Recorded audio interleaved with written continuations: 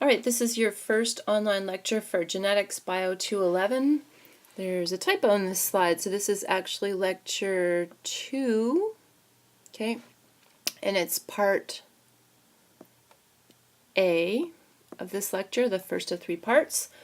We're going to be talking about material that is described in chapter 3 of your textbook, talking about transmission or Mendelian genetics. And we're going to be focusing on the work of Gregor Mendel, an Austrian monk from the 1800s, who came up with 2 very important genetic laws, Mendel's First and Second Law. And he did that working with the model organism Pisum sativum, which is shown here. It's the common garden pea.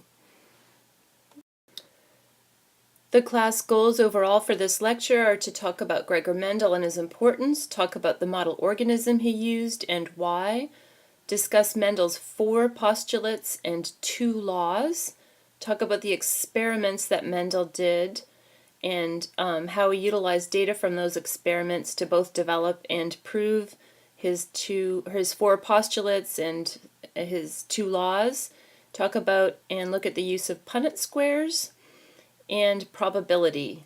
Also, as reminders, please be sure that you're checking email for reminders regarding quizzes and homework that are upcoming.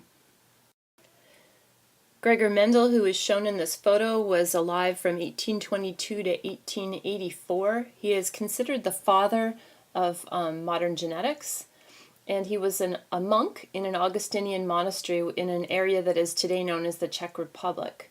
He devoted his life to the study of inheritance. He was very interested in conducting science and had a particular mind that favored strong observation of detail and the gathering of meticulous records and the pondering of those records. He had no knowledge at that time of how chromosomes are structured or organized. He didn't know anything about meiosis, and he did not have a modern concept of a gene.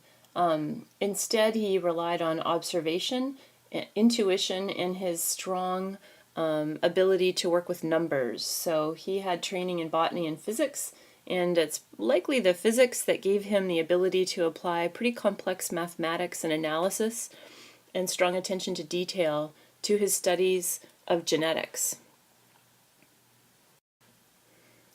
Let's talk about Mendel's approach to science. Okay, prior to Mendel's time, it wasn't that people had no knowledge whatsoever of genetics. If you go back and you look at agriculture and you look at other human activities, scientists, or actually not just scientists, but people in general, were quite good at breeding plants and at breeding animals, showing that they had a rudimentary understanding or sense of genetics or inheritance. But what they hadn't done is go about this particularly scientifically.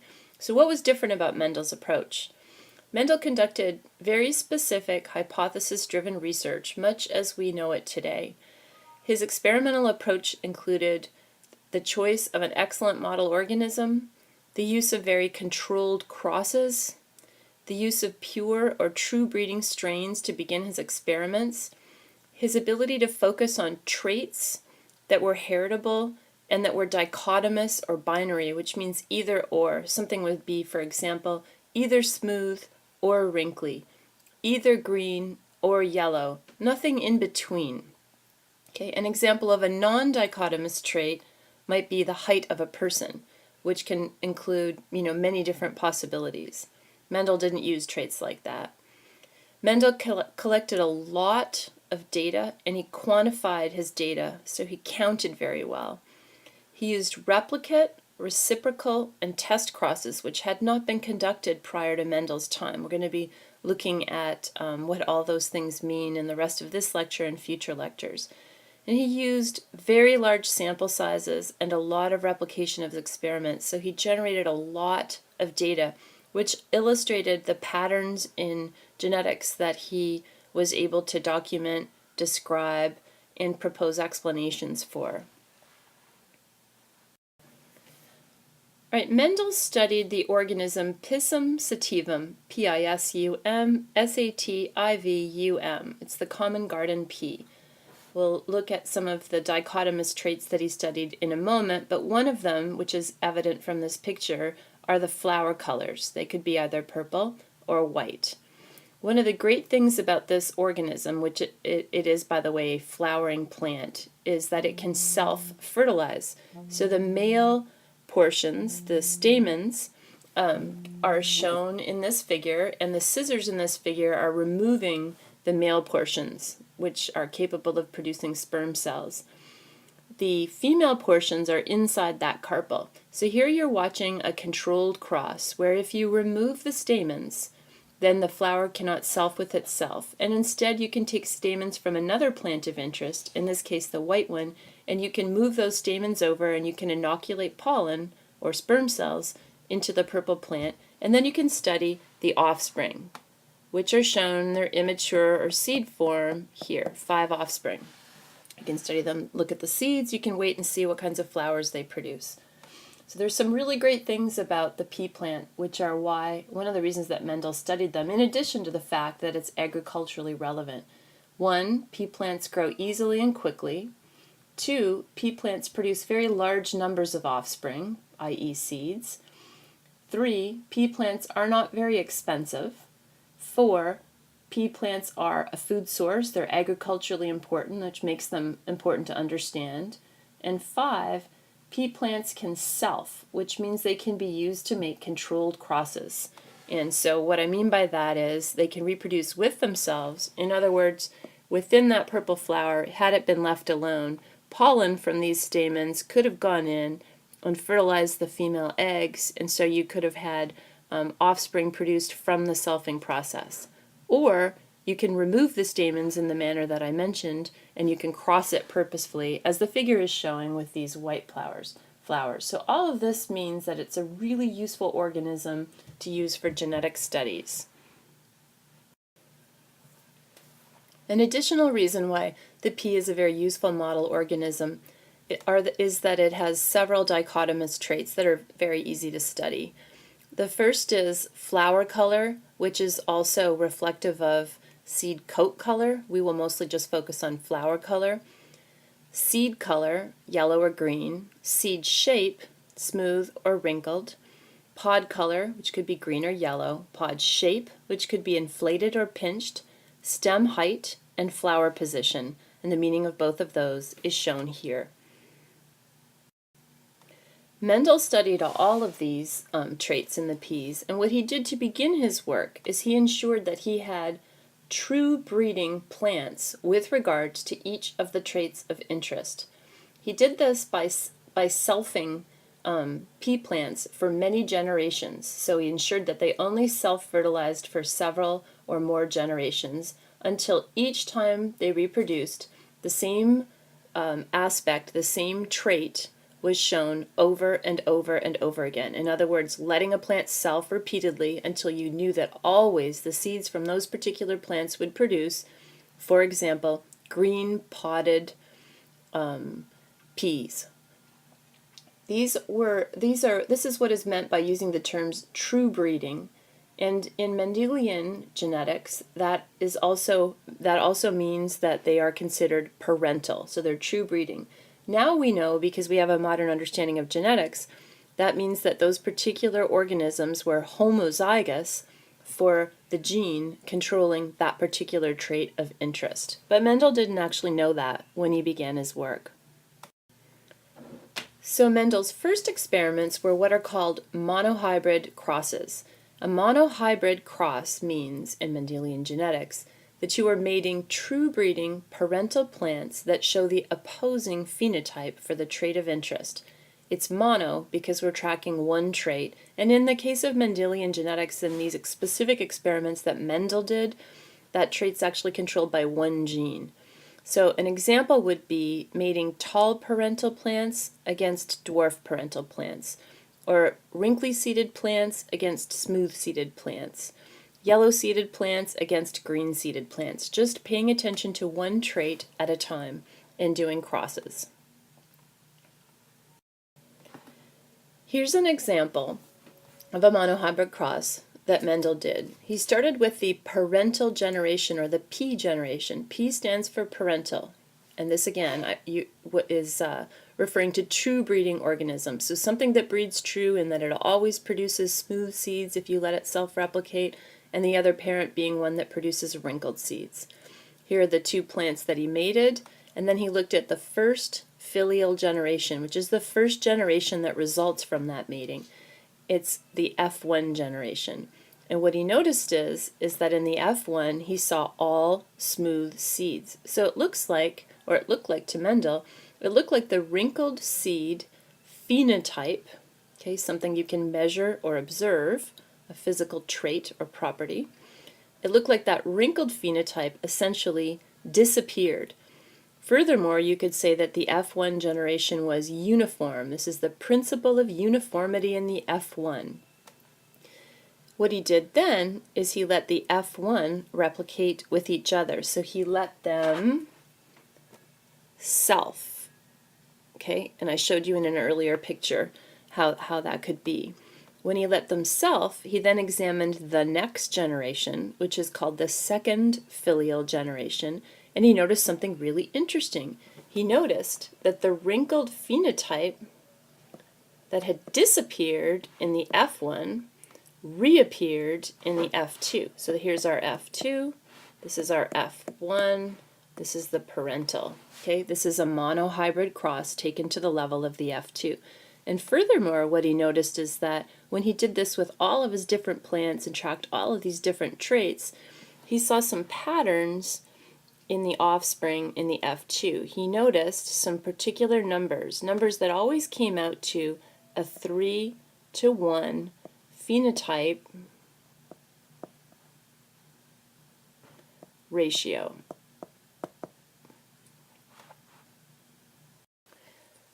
All right, so what Mendel did is he set those crosses up repeatedly. So he repeatedly tested all 7 phenotypes that he was tracking, and he saw the same 3-to-1 outcome in the F2, and that's shown over here in this column. And he also set up crosses. He set these crosses up in such a way that they are referred to as being reciprocal crosses. Okay, a reciprocal cross means that you have a cross that you are doing both ways. You're tracking a trait of interest, and you are switching the sex and testing with both sexes. In other words, you could have female plant parts where the female plant had wrinkled seeds, and the male portions of the plant had smooth, or the male plant that's providing the sperm, and you're flipping that the other way so that you're having a female that's smooth crossing with a male that's wrinkled. Okay, that's what I mean by a reciprocal cross. Mendel did this. He did reciprocal crosses in all of these monohybrid experiments, and he got the same results over and over again. Note that he's working with rather gigantic data sets. Okay, and again, when he boils the numbers down, he keeps seeing a 3-to-1 ratio in what he started to refer to as the dominant phenotype relative to the recessive phenotype.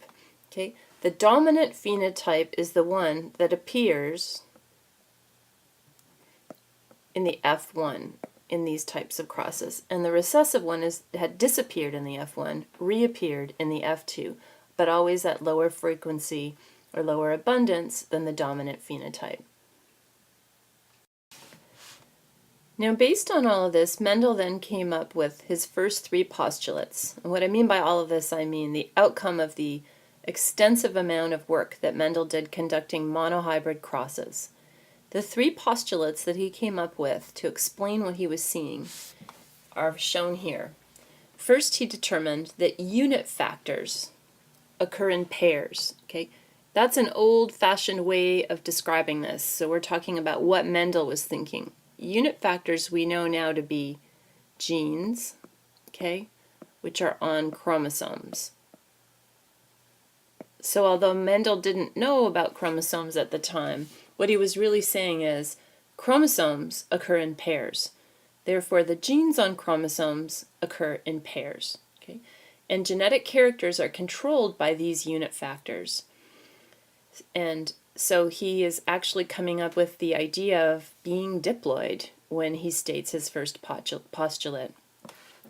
The second postulate he came up with was dominance and recessiveness. So he said that when two unlike unit factors responsible for a single character are present in a single individual, one unit factor is dominant to the other, which is said to be recessive. In other words, if you have an organism and it's got big A, little a in genotype, and you know that big A is dominant to little a, then you're only going to see the phenotype associated with big A in that particular genotype, in that particular organism.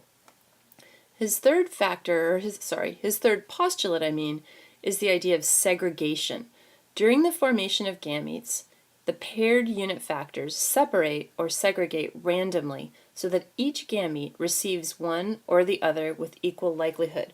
So when this critter undergoes meiosis, you will get gametes that have big A in them and gametes that have little a in them.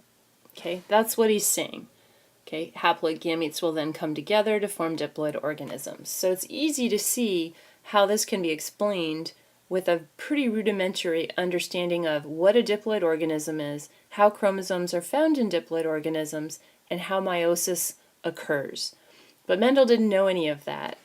He still came up with these ideas in the absence of that knowledge based on the data that he collected in pea plants. Mendel then put all of this information together into his first law, which is known to be true. So we no longer call this an hypothesis or a theory. It is a law. Okay, it's a reality of how the eukaryotic world works.